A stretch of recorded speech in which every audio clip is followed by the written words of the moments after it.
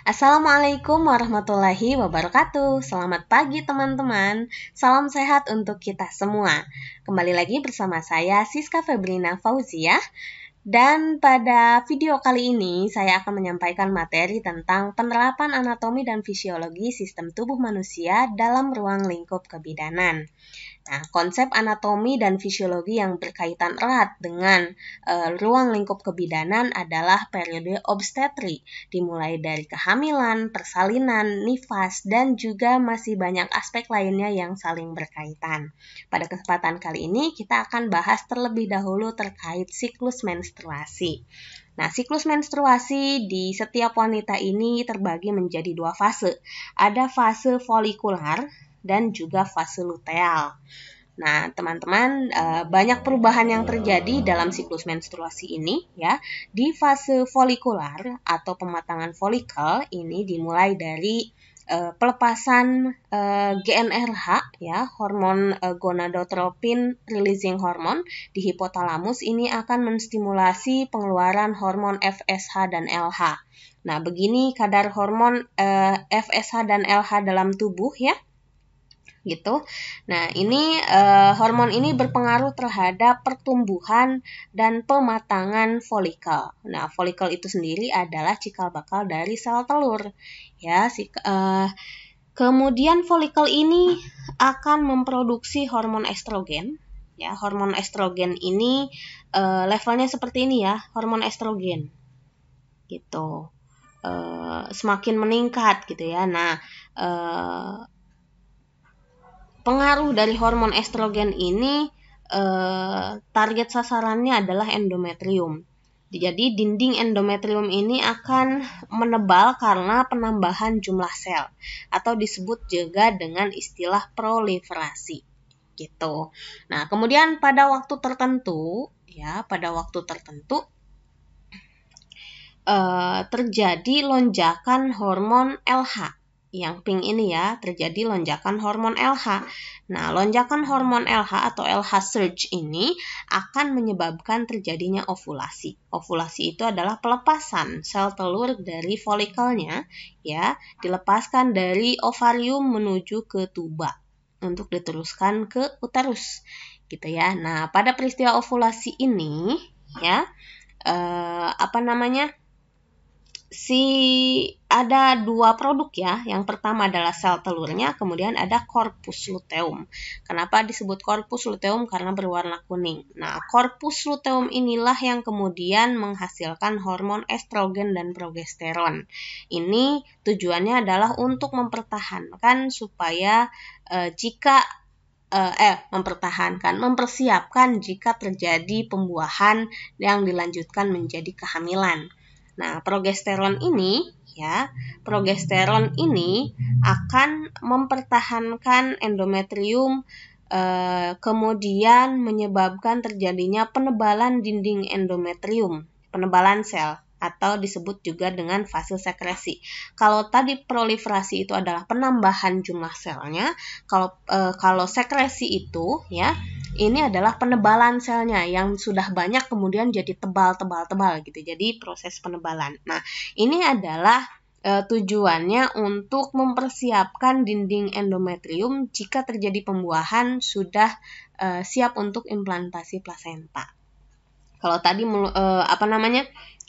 setelah itu ya kan sel telurnya itu dilepaskan ke tuba ya, ditangkap oleh tuba menuju ke uterus. Jika tidak terjadi pembuahan, maka sel telur itu akan dikeluarkan bersamaan dengan peluruhan dinding sel gitu ya. Kenapa terjadi peluruhan dinding sel? Karena corpus luteum ini ya lama kelamaan ukurannya menyusut, mengecil, kemudian disebut dengan corpus corpus albican. Corpus albican ini, produksi progesteronnya itu menurun, gitu ya, semakin kecil semakin menurun sehingga dia estrogennya menjadi lebih tinggi. Akibatnya terjadi kontraksi uterus. Nah, kontraksi inilah yang menyebabkan meluruhnya dinding sel. Nah, luruhan dinding sel ini keluar sebagai darah menstruasi yang keluar tiap bulan itu. Ya, jadi sel telurnya ini keluar bersamaan dengan peluruhan dinding sel tadi. Nah, karena penurunan estrogen ini ya, itulah yang dinamakan dengan peristiwa menstruasi. Oke. Selanjutnya, nah ada konsepsi. Kalau misalkan tadi ya, kalau terjadi konsepsi, maka tidak akan terjadi menstruasi tadi. Nah, konsepsi itu sendiri adalah peristiwa pembuahan sel telur oleh sel sperma. Konsepsi ini juga disebut dengan istilah fertilisasi. Bagaimana peristiwa konsepsi itu terjadi? Tentu dimulai dari adanya sel sperma ya yang dihasilkan oleh pria. Nah, sekali ejakulasi, sperma itu dikeluarkan 3-5 cc yang isinya ada 200 hingga 500 juta sel sperma. Nah, sel sperma itu akan masuk ke vagina ya. Dan di vagina itu dia sudah dihadang dengan berbagai rintangan ya sperma itu. Mulai dari pH vagina ini kan asam ya. Dia akan sebagian sperma itu akan mati di vagina karena pH vagina yang asam. Kemudian maju kembali dari vagina menuju serviks. Di sana ada lendir serviks. Itu juga sebagai pertahanan dari organ reproduksi wanita supaya tidak sembarang zat asing masuk ke dalam rahim gitu ya. Nah, kemudian pada saat ovulasi tadi ovum kan dilepaskan dari ovarium menuju ke tuba ya. Nah, si ovum ini akan ditangkap oleh fimbre. Fimbre ini adalah bagian paling ujung tuba yang kayak jari-jari bentuknya ya. Ditangkap oleh fimbre dan masuk ke tuba.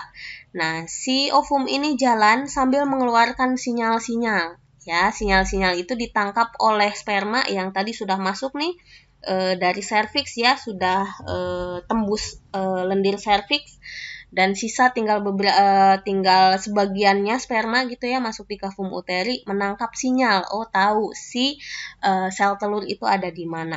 Nah, selain dari lendir serviks dan pH vagina tadi, dia juga harus berenang melalui tuba. Di tuba ini ada rambut-rambut halus yang namanya silia. Bukan Siska ya, tapi silia. Silia ini gerakannya berlawanan arah dengan gerakan sperma. Nah, bayangkan perjuangan sperma menemui sel telur ya. Gitu. Sampai akhirnya dia bisa sampai ke sel telur. Nah, biasanya pertemuan sel telur dengan sel sperma itu terjadi di bagian tuba yang namanya ampula. Ya, terjadi pembuahan nih di sini, di ampula nih. Nah, kemudian mereka kan saling menyatu satu sama lain ya, melebur. Jadi sel tunggal yang namanya zigot. Kemudian seiring dengan perkembangan zigot itu sendiri, zigot ini terus bergerak menuju ke kavum uteri. Nah, terus bergerak sambil melakukan pembelahan sel, mulai jadi 2, jadi 4, jadi 16 dan seterusnya jadi blastokis gitu ya, sampai ke kavum uteri. Di kavum uteri itu kemudian si blastokis ini melakukan nidasi, tembus ke desi 2 dan nempel di sana, berimplantasi plasentanya. Nah, korpus luteum tadi kan semakin lama semakin menyusut, jadi korpus albicans ya. Progesteron dan estrogennya itu kan produksinya menurun. Nah, peran dari korpus luteum ini diambil alih oleh plasenta. Jadi, produksi estrogen dan progesteronnya tetap dipertahankan, sehingga tidak meluruh seperti tadi pada proses menstruasi ya. Jadi tidak meluruh karena hormon estrogen dan progesteron kadarnya dipertahankan dalam tubuh gitu. Sehingga setelah nidasi, pada saat nidasi ini kan dia tembus ke desi 2 ya. Biasanya ada perlukaan. Nah, biasanya ibu hamil itu sudah hamil tapi kok masih mens. Nah, mens tapi sedikit, sehari ngeflek aja. Itu bukan darah menstruasi tetapi darah karena proses nidasi. Gitu ya. Jadi sudah hamil sebetulnya ibunya ya, bukan mens lagi. Nah, itu setelah nidasi dia tempel.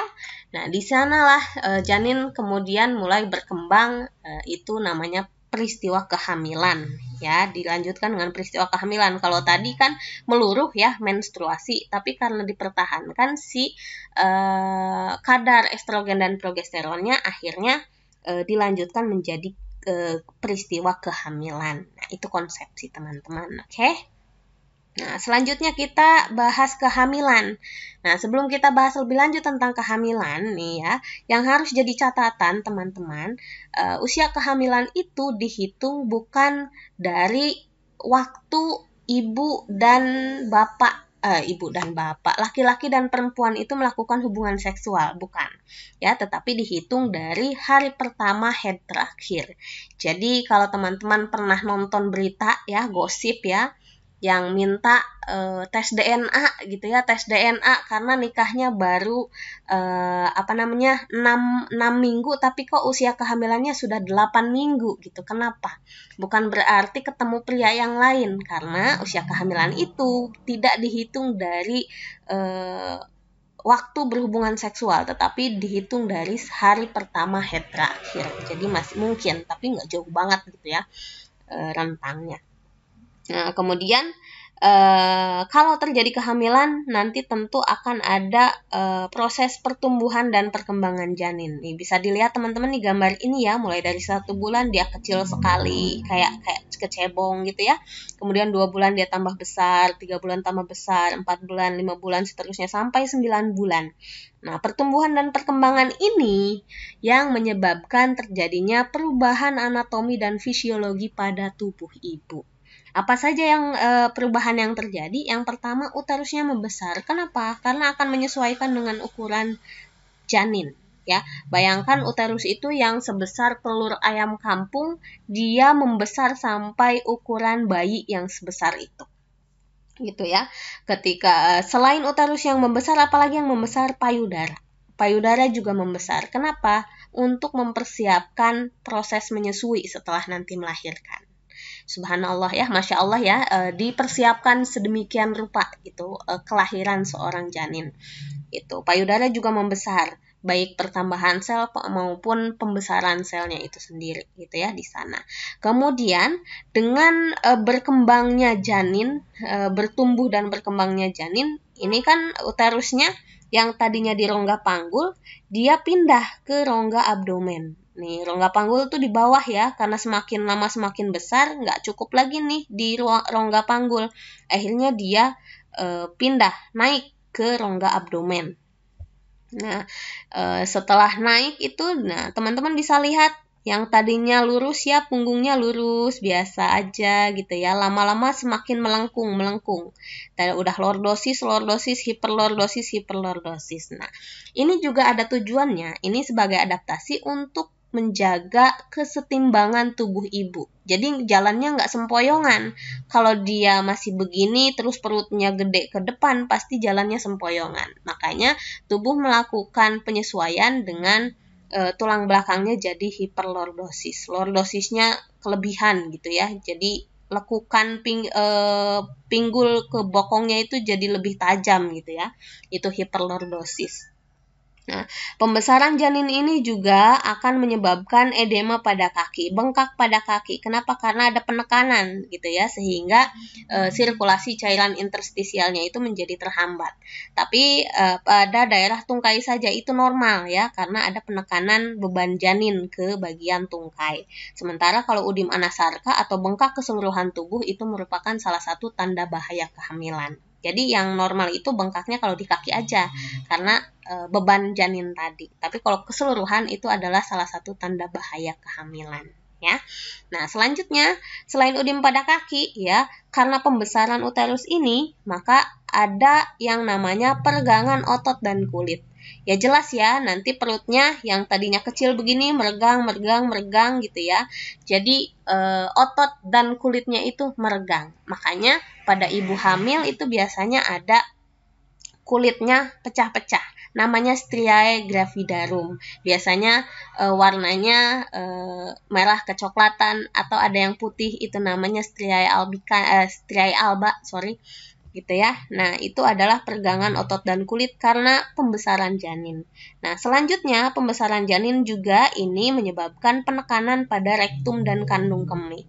Jadi pada ibu hamil biasanya ada kesulitan kencing, ada masalah buang air besar, buang air kecil gitu ya, karena posisi uterus itu berada di antara rektum dan juga kandung kemih. Nah, kemudian peristiwa lainnya, perubahan anatomi lainnya adalah hemodilusi. Kalau hemodilusi ini berbeda, bukan karena perkembangan janinnya ya, tetapi lebih ke arah tadinya sirkulasi darah itu dipakai untuk sendiri, untuk ibu hamil saja. Ketika ada janin, kan darahnya dipakai untuk berdua, sehingga untuk tidak memperberat kerja jantung gitu ya. Jadi kan harus lebih cepat gitu ya, dan kerja jantung jadi lebih berat kalau yang tadinya satu harus dipakai untuk berdua. Akhirnya hemodilusi ini terjadi dengan penambahan plasma darah. Jadi biar lebih encer, lebih cair. Tetapi hemodilusi ini, pertambahan plasma ini tidak diikuti dengan pertambahan sel-sel darah dengan jumlah yang setara. Jadi lebih encer, tapi jumlah sel darahnya juga tidak sebanyak pertambahan plasma. Akibatnya terjadi anemia fisiologis pada ibu. Hemodilusi ini biasanya terjadi pada trimester 2 sampai trimester 3 di usia kehamilan 32 minggu ya. Jadi anemia pada ibu hamil itu normal ketika kisarannya 10,5 gram per dl minimal gitu ya. Kan yang normalnya itu 11-12 gram per dl ya. Tapi pada ibu hamil 10,5 itu masih kategori normal karena terjadi hemodilusi. Gitu. Kemudian jadi untuk hemodilusi saya ulang kembali ya. Hemodilusi ini adalah upaya adaptasi ibu hamil terhadap kebutuhan sirkulasi darah yang tadinya dipakai sendiri, sekarang dipakainya berdua gitu pada saat hamil. Nah, perubahan yang terakhir gitu, ada yang namanya hiperpigmentasi pada kulit. Ya, ini kaitannya dengan peningkatan kadar estrogen dan progesteron ya, itu akan berpengaruh terhadap pigmentasi pada kulit. Nah, biasanya yang paling kelihatan itu di areola mamae, dia tambah menghitam atau lebih gelap warnanya. Kemudian linea nigra, garis pada pusat gitu ya, sampai ke simfisis itu lebih terlihat gitu ya, lebih gelap warnanya. Kemudian bisa juga di sekitar wajah atau leher ibu itu terdapat kloasma gravidarum, jadi kayak flek-flek hitam di bagian wajah seperti itu. Itu karena adanya hiperpigmentasi pada kulit ibu hamil. Selanjutnya nih ada proses persalinan. Di proses persalinan ini lebih ke arah bagaimana penyesuaian ukuran kepala janin dan panggul ibu supaya janin itu bisa lahir gitu ya, lewat jalan lahir, lewat vagina. Nah, di proses persalinan ini terjadi peristiwa penurunan hormon progesteron. Nah, progesteron ini kan fungsinya untuk mempertahankan supaya tidak terjadi kontraksi. Nah, hormon progesteronnya turun nih, ya. Hormon progesteron turun, kemudian menyebabkan adanya kontraksi uterus. Kontraksi uterus ini akan ditangkap sebagai sensor, akan ditangkap sebagai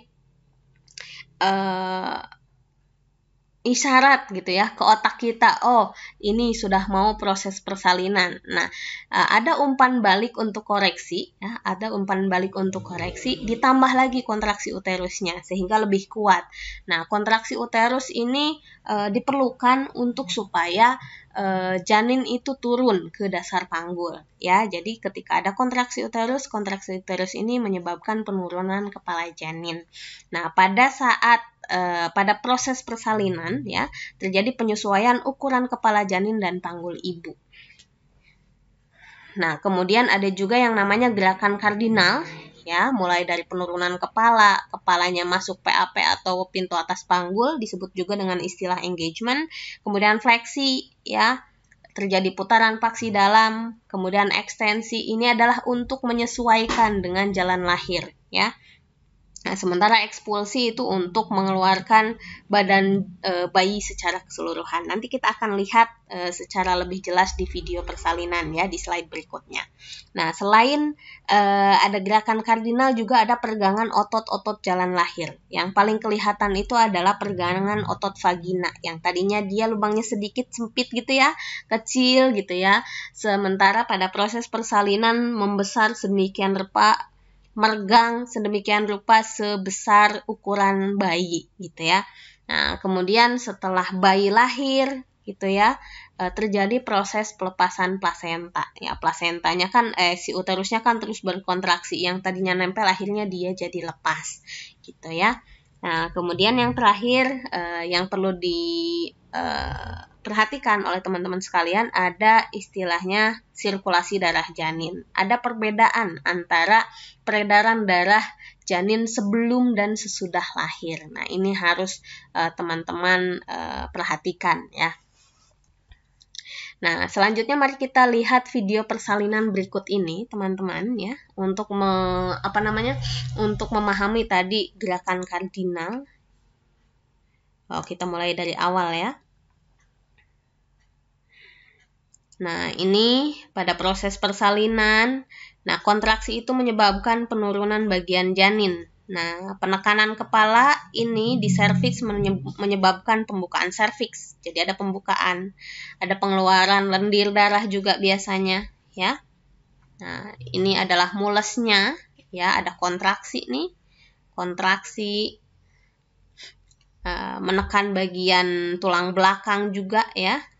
Jadi sensasi nyerinya ada. Nah, penurunan janin, ada pelepasan lendir darah gitu ya. Kadang disertai dengan pelepasan cairan ketuban juga, pecahnya cairan ketuban.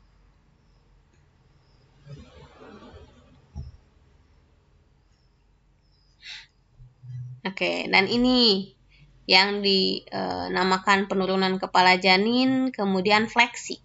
Kepalanya fleksi karena tertahan ya, menyesuaikan dengan jalan lahir. Tertahan akhirnya fleksi. Nah, ini fleksi. Semakin menunduk. Kemudian dia akan melakukan putaran paksi dalam. Nah, itu putaran paksi dalam ya. Nih, ini putaran paksi dalam. Nah, bagian atas ini semakin mendorong, semakin kuat. Tapi bagian bawah rahim ini dia semakin elastis untuk memberikan jalan pada janin. Nah, terus dia keluar. Nah, dia melakukan ekstensi.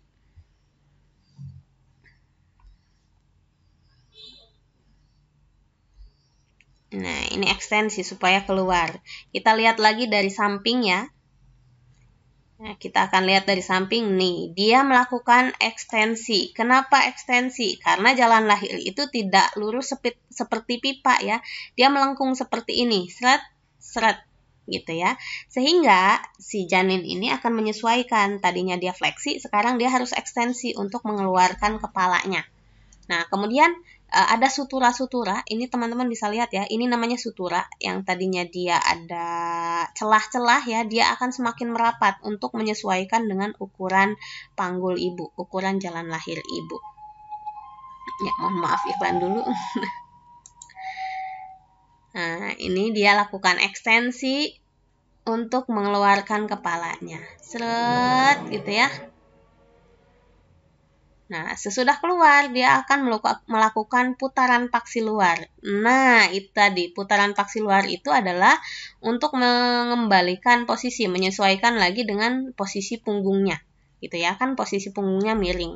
Itu dia putar balik lagi, itu namanya putaran paksi luar. Nah, setelah putaran paksi luar, dilakukan ekspulsi. Ekspulsi itu pengeluaran badan janin secara keseluruhan.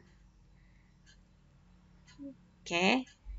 Jadi selain ekspulsi tadi tujuannya adalah untuk menyesuaikan dengan jalan lahir. Kalau ekspulsi tinggal ngeluarin aja. Nah, setelah itu kan dilakukan pemotongan tali pusat ya teman-teman. Nah, pemotongan tali pusat kemudian ada pelepasan plasenta juga. Karena uterusnya terus berkontraksi, lama-lamanya dia akhirnya lepas. Nah, ada proses menyusui juga. Nanti kita akan bahas satu persatu.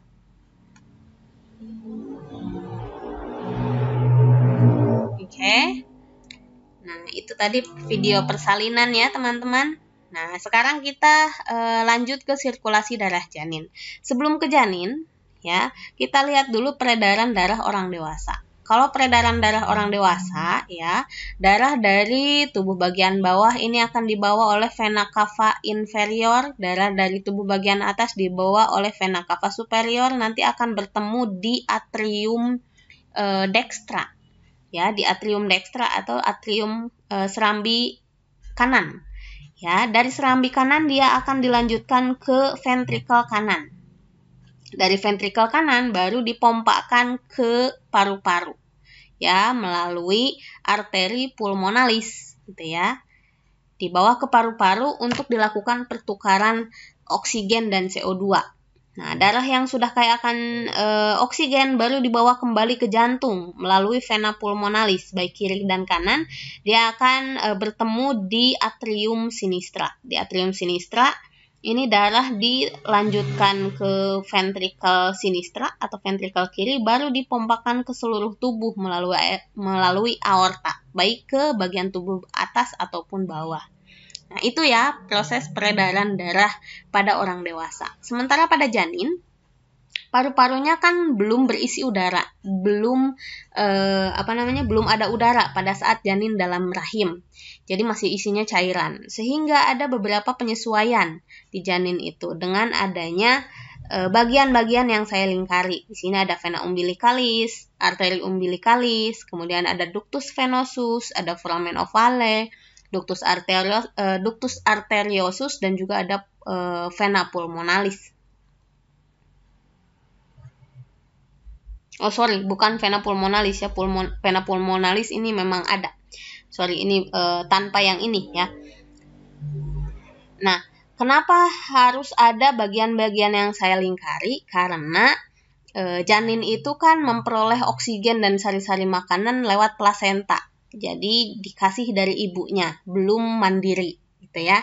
Sehingga diperlukan bagian-bagian yang ini. Sementara ketika plasenta tali pusat dipotong kan sudah tidak ada lagi hubungan dengan ibu ya, apalagi plasentanya sudah lepas tadi. Sehingga pada saat dipotong ini vena umbilikal, arteri umbilikal nanti jadi kolaps gitu, jadi rapat gitu ya. Kemudian ductus venosus juga kolaps, foramen ovale menutup. Kenapa? Karena darah dari paru-paru bukan darah, tekanan dari paru-paru menyebabkan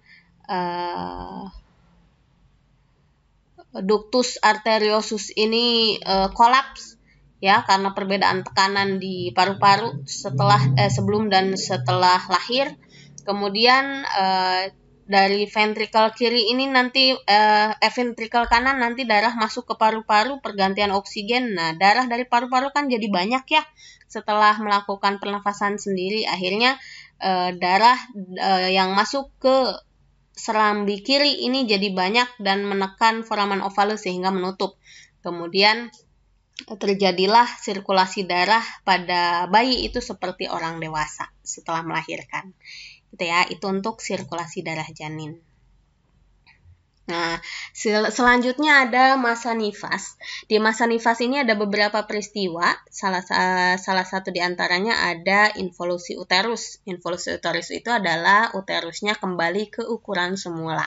Kemudian di daerah perut, masih di daerah perut ada yang namanya diastasis recti. Diastasis recti itu adalah pemisahan rectus abdominis kiri dan kanan. Karena tadi ya pembesaran janin ya, sehingga otot perutnya itu terpisah. Kemudian teregang dan terpisah. Kemudian ada juga luka perineum. Ini kita pindah ke area genital ya. Di luka perineum ini yang harus teman-teman ketahui adalah derajat laserasi dan juga penjahitan perineum. Ya, kemudian ada juga lohea masih di area genital. Lohea itu adalah pengeluaran sisa-sisa hasil konsepsi. Ya, yang perlu teman-teman ketahui adalah jenis-jenis lohea, kapan dia keluarnya, isinya apa saja, dan warnanya seperti apa. Kemudian yang terakhir ada laktogenesis, kaitannya dengan proses menyusui. Nah, kita bahas dulu terkait involusi uteri dan diastasis recti.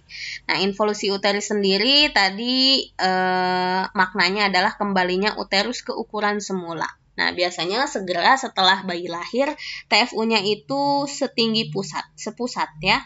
Karena sudah menyusut kan ukurannya, bayinya sudah keluar, atau 2 jari di bawah pusat. Normalnya seperti itu ya, tergantung masing-masing orang ya. Biasanya sepusat atau 2 jari di bawah pusat. Semakin lama dia semakin menyusut. Jadi setiap hari dia menyusut ukurannya sampai di hari ke-7 atau hari ke-14 itu biasanya sudah tidak teraba, karena yang tadinya di rongga abdomen dia balik lagi ke rongga panggul sehingga dia tidak teraba lagi gitu ya. Nah, bisa dilihat di gambar yang ini juga, dia yang tadinya besar, kecil, balik lagi ke rongga panggul. Oke. Nah, kemudian bisa kita lihat juga di gambar yang sebelah sini ya. Uterus itu berkontraksi sehingga bentuknya menjadi lebih kecil. Namun di minggu-minggu pertama, uterus ini masih tebal ya, seperti ini. Uterusnya masih tebal, kandung kemih karena masih pengaruh persalinan ya. Si kandung kemihnya juga masih kecil gitu ya, karena ada penekanan rahim selama proses persalinan. Rektumnya juga mengecil ya, karena tertekan oleh uterus yang masih besar ukurannya. Tapi vagina karena bekas lahiran ya, karena proses persalinan dia masih belum pulih sempurna, jadi masih agak lebar gitu ya di sini di bagian vagina. Jadi kandung kemih tertekan kecil, rektum masih tertekan gitu ya, vaginanya masih agak lebar, uterusnya masih besar ya. Nah, karena tertekan ya si kandung kemih dan juga rektumnya, biasanya ibu nifas mengalami masalah buang air kecil dan buang air besar gitu ya. Nah, sementara setelah 6 minggu nih, posisinya mulai ada perubahan, uterusnya mengecil ya, dia udah makin kecil, kandung kemih kembali ke ukuran semula, jadi agak besar kembali, membesar kembali sesuai ukuran semula, rektum juga sama, menjadi lebih luas ya, sesuai ukuran semula, dan vaginanya juga semakin kecil. Ya, kembali ke ukuran semula setelah beberapa minggu. Jadi sudah pulih ke ukuran semula. Gitu. Nah, sementara yang namanya diastasis recti itu yang ini. Tadi ini yang dinamakan dengan otot rectus abdominis kiri dan kanan ya. Ketika sebelum hamil rapat seperti ini, tapi pada saat hamil teregang, akhirnya dia terpisah. Otot rectus abdominis kiri dan kanan. Nah, jadinya seperti ini nih. Nah, kalau misalkan terbuka seperti ini, ya, apalagi jauh gitu ya, ini dapat meningkatkan risiko low back pain atau nyeri punggung bagian bawah biasanya. Dan kondisi ini pada ibu nifas bisa diperbaiki dengan senam nifas supaya bisa mendekat kembali gitu ya, untuk mengurangi keluhan-keluhan di masa yang akan datang. Gitu. Jadi kalau rapat kembali nggak mungkin, tapi jarak 1 jari itu idealnya kembali jaraknya tidak terlalu jauh ya, dan bisa dikoreksi dengan senam nifas. Selanjutnya terkait luka perineum dan juga lohea, kita di luka perineum dulu ya. Nah, teman-teman harus bisa membedakan laserasi jalan lahir derajat 1, 2, 3, dan 4. Jadi ada 4 jenis ya. Kalau di derajat 1 yang lukanya itu hanya mukosa vagina atau kulitnya saja, lecet aja. Gitu. Biasanya perdarahannya juga tidak banyak gitu ya kalau derajat 1. Tapi kalau derajat 2 ini tembus ke ototnya. Jadi selain mukosa vagina, ototnya juga, otot perineumnya juga kena. Nah, itu derajat 2. Nah, derajat 1 dan 2 ini masih dalam kategori normal. Karena ya vagina dengan ukuran segitu, keluar bayi seukuran besar seperti itu ya, ada robekan, masih dikatakan normal ya kalau sampai derajat 2. Kalau sampai derajat 3 dia hampir tembus ke anus ya, ke sphincter aninya. Nah, makanya ini namanya derajat 3. Nah, ini sudah tidak bukan normal lagi ya. Gitu. Perlu penanganan lebih perlu penanganan lebih lanjut. Nah, kemudian untuk derajat 4 itu tembus sampai ke anus ya, sampai otot rektumnya tuh ke robek gitu. Ini derajat 4. Gitu, bedakan jadi dari mukosa vagina saja, mukosa vagina tambah otot perineum ini derajat 2, mukosa vagina otot perineum ditambah sphincter ani itu derajat 3, mukosa vagina ditambah otot perineum, sphincter ani juga ditambah dengan otot rektumnya. Nah, ini dinamakan laserasi derajat 4. Nah, untuk mengoreksi robekan jalan lahir ini dilakukan dengan cara hecting atau penjahitan, baik pada bagian otot maupun pada bagian kulitnya ya. Nah, tujuan dari hecting atau penjahitan perineum ini adalah untuk mempercepat reanastomosis luka perineum. Jadi jaringannya supaya menyambung kembali gitu, itu lebih cepat sehingga di hecting. Dan untuk memperkecil untuk memperkecil risiko terjadinya infeksi juga, jadi lukanya ditutup. Oke. Nah, kemudian selain laserasi jalan lahir, ada juga yang namanya lohea ya. Nah, lohea ini ada 4 jenis ya. Pada umumnya ada dibedakan menjadi 4 jenis. Ada lohea rubra. Nah, rubra ini artinya merah ya. Jadi lohea rubra ini warnanya merah, isinya itu darah segar ya, sisa selaput ketuban, sel-sel desi2 atau dinding endometriumnya yang meluruh ya. Kemudian vernix caseosa dan lanugo dari bayi, dan juga meconium juga dari bayi. Biasanya keluar di hari pertama dan hari kedua nifas. Nah, kemudian hari berikutnya warnanya menjadi merah kecoklatan ya. Namanya lohea sanguinoelenta. Isinya darah dan lendir, keluarnya biasanya di hari ketiga sampai hari ke-7. Nah, hari ke-7 sampai hari ke-14 biasanya warnanya kuning, namanya lohea serosa. Lendir tapi masih ada sedikit sisa-sisa darah ya. Nah, warnanya kuning gitu, hari ke-7 sampai hari ke-14. Setelah hari ke-14 itu namanya lohea alba, ketika lendirnya warnanya putih gitu ya. Lendirnya warna putih sampai dia tidak keluar lagi, sampai selesai masa nifas ya. Nah, selanjutnya ada laktogenesis kaitannya dengan proses menyusui. Nah, sebelum ke proses menyusui, kita lihat juga perubahan anatomi di payudara ya. Pada intinya perubahannya adalah penambahan dan juga penebalan sel-sel di payudara, terutama bagian kelenjar air susu ya, ini bertambah. Nah, kita lihat dulu anatomi payudara itu sendiri, bisa dilihat di nomor 1 ini adalah tulang iga ya, tulang rusuk. Ini nomor 1, kemudian di nomor 2 ini adalah otot pectoralis major. Nah, nomor 3 ini adalah kelenjar air susu ya. Kemudian nomor 4 ini adalah puting. Nomor 5 adalah areola mamae yang mengalami hiperpigmentasi pada masa kehamilan biasanya ya. Nah, nomor 6 ini adalah ductus lactiferus ya. Ini tempat keluarnya ASI, saluran ASI-nya. Ini tempat ASI, ini salurannya. Nah, kemudian nomor 7 ini adalah jaringan lemak ya, atau adipose. Jadi sebetulnya payudara kita isinya lemak, saudara-saudara, bukan otot ya. Karena ototnya di bagian sini gitu, tempat nempelnya. Sementara yang menggantungnya itu adalah jaringan lemak. Kemudian yang paling luar nomor 8 itu adalah kulit. Nah, kemudian di gambar di atasnya ini adalah ilustrasi bagaimana payudara yang mengalami bendungan ASI atau bengkak payudara ya.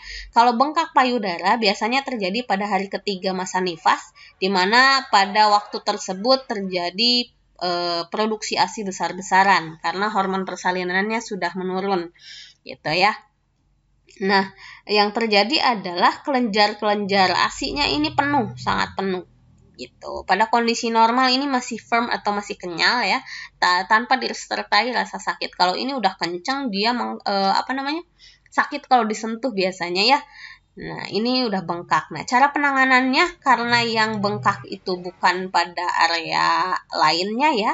Ya, satu-satunya cara adalah dengan mengeluarkan ASI. Nah, cara mengeluarkan ASI juga ada tekniknya supaya tidak sakit ya, yaitu bisa dikompres hangat dulu supaya ductus lactiferusnya, salurannya ini terbuka lebih lebar sehingga ASI ini bisa keluarnya lebih lancar gitu ya. Setelah dikeluarkan ASINya bisa disimpan atau langsung diminumkan ke bayi. Nah, setelahnya bisa dikompres air dingin supaya tidak nyeri. Gitu ya. Nah, kemudian pada proses menyusui ya, ketika bayi nangis biasanya ibunya punya ikatan batin ya. Kalau bayi nangis, ASINya langsung payudaranya langsung berkedut gitu. Ada sensasi pengeluaran ASI. Kenapa? Karena suara tangisan bayi ini dapat menstimulasi hipotalamus, kemudian hipofisis ya, bagian hipofisisnya ini untuk mengeluarkan hormon prolaktin di hipofisis anterior, dan di hipofisis posterior ini mengeluarkan oksitosin. Nah, ketika keluar hormon ini, oksitosin ini fungsinya untuk mengeluarkan ASI. Jadi kalau berkedut kemudian keluar ASINya netes ya, karena ada hormon oksitosin ini terstimulasi dari suara tangisan bayi, berkedut gitu ya, keluar cairan ASI. Kalau prolaktin ini fungsinya adalah untuk produksi ASI ya, menambah jumlah ASI. Gitu. Kalau keluar ASINya ya, isapan bayi juga dia merangsang pengeluaran hormon prolaktin diproduksi. Jadi ketika ASI keluar, prolaktinnya distimulasi untuk menambah untuk mengganti ASI yang sudah dikeluarkan gitu ya. Jadi produksi ASINya tetap berjalan. Sehingga ketika ditanya cara paling efektif untuk meningkatkan produksi ASI ya dengan disusui sesering mungkin bayinya. Karena isapan bayi ini adalah rangsangan yang paling baik untuk menstimulasi produksi ASI yang lebih banyak.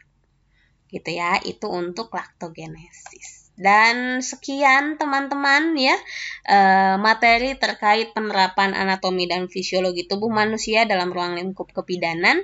Ini hanya sebagian kecilnya saja saya sampaikan. Jika ada hal-hal yang kurang dipahami boleh nanti ditanyakan. Ya, sekian yang dapat saya sampaikan. Semoga bermanfaat. Terima kasih sudah mendengarkan. Saya tutup dengan billahi fisabilillah. Wassalamualaikum warahmatullahi wabarakatuh. Selamat pagi, salam sehat untuk kita semua.